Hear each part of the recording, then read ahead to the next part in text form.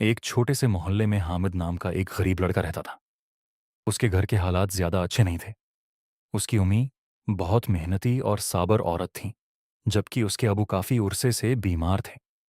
بیماری کی وجہ سے وہ کام نہیں کر سکتے تھے، اس لیے گھر کی ذمہ داری آہستہ آہستہ حامد کے کندھوں پر آ رہی تھی۔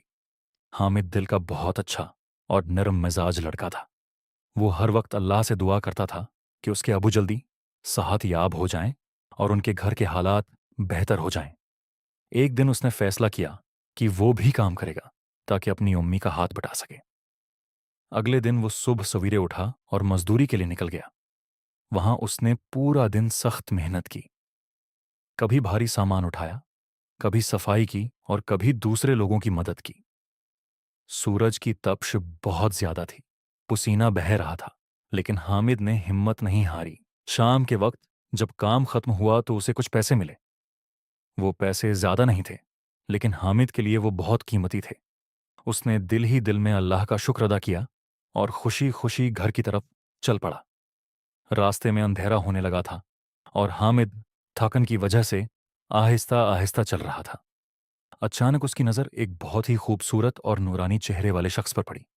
اس شخص کے چہرے پر عجیب سی روشنی تھی اور اس کی مسکراہٹ دل کو سکون دینے والی تھی۔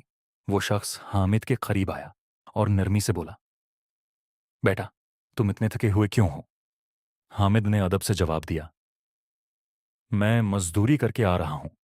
میرے ابو بیمار ہیں، اس لیے میں ان کی مدد کرنا چاہتا ہوں۔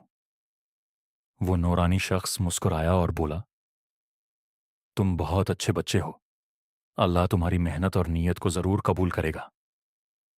پھر اس نے حامد کو نصیحت کرتے ہوئے کہا، کبھی بھی ہمت مت ہارنا، سچائی اور محنت کا راستہ کبھی نہ چھوڑنا، اور ہر حال میں اللہ پر بھروسہ رکھنا۔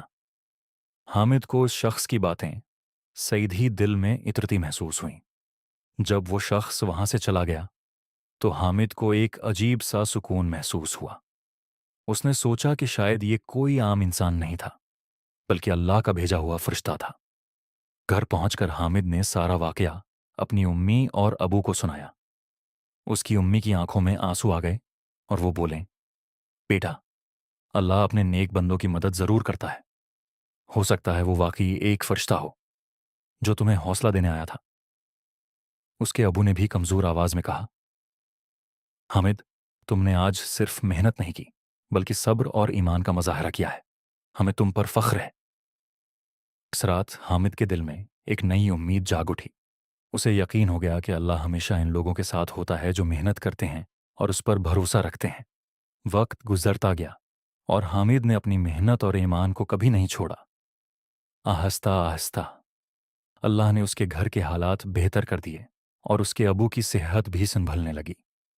سب جو لوگ سچائی، محنت اور اللہ پر بھروسہ رکھتے ہیں، اللہ ان کی مدد ضرور کرتا ہے۔